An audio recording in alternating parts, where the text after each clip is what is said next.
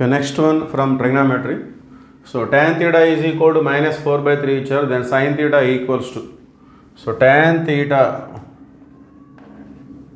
అనేది minus 4 by 3. అంటే tan theta అనేది నెగిటివ్. సో tan theta అనేది నెగిటివ్ కాబట్టి tan ఎక్కడెక్కడ నెగిటివ్గా ఉంటుంది. So theta belongs to Q2 or theta belongs to Q4. Okay, మరి ఇదే క్వాడ్రెంట్స్లో సైన్ ఎలా ఉంటుంది, మనకు కావాల్సింది సైన్ థీటా వాల్యూ కదా. జనరల్గా సైన్ థీటా ఏంటి, -1 less than or equal to sine theta less than or equal to 1 ఆ విధంగా ఉంటుంది. Minimum value -1 maximum value +1 in general.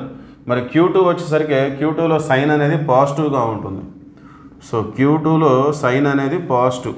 So positive అన్నప్పుడు నెగిటివ్ వాల్యూ -1 ఉండదు, 0 less than sine theta less than 1 అంటే 0కి 1కి మధ్యలో ఉంటుందన్నమాట. ఓకే, అదే Q4 తీసుకున్నట్లయితే Q4 అంటే Q4లో సైన్ ఎలా ఉంటుంది, నెగిటివ్గా ఉంటుంది. నెగిటివ్గా ఉన్నప్పుడు మనకి పాజిటివ్ వాల్యూ అనేది మనకి ఇంకా 1 కాదు 0గా తీసుకుంటాం. అంటే Q4లో సైన్ ఫంక్షన్ని మనం ఈ విధంగా తీసుకోవచ్చు. సో Q4లో సైన్ నెగిటివ్ కాబట్టి మ్యాక్సిమం వాల్యూ 1 ఉండదు, 0గా మనం తీసుకుంటాం, -1 to 0. సో మరి ఇప్పుడు సైన్ వాల్యూ ఇక్కడ 0కి 1కి మధ్యలో, ఇక్కడ -1కి 0కి మధ్యలో అని మనం చెప్పుకున్నాం. సో ఈక్వల్ టు కూడా తీసుకోవచ్చు. సో మరి ఈ tan అనేది -4 by 3 రైట్ యాంగిల్ ట్రయాంగిల్ తీసుకున్నట్లయితే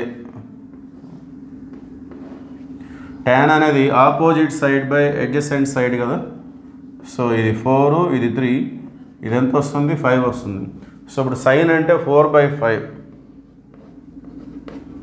ఇది సెకండ్ క్వాడ్రంట్ కదా ప్లస్. సో మనకి 2 ఆప్షన్స్ ఉన్నాయి, either Q2 or Q4. So ఇక్కడ సైన్ అనేది నెగిటివ్ కదా.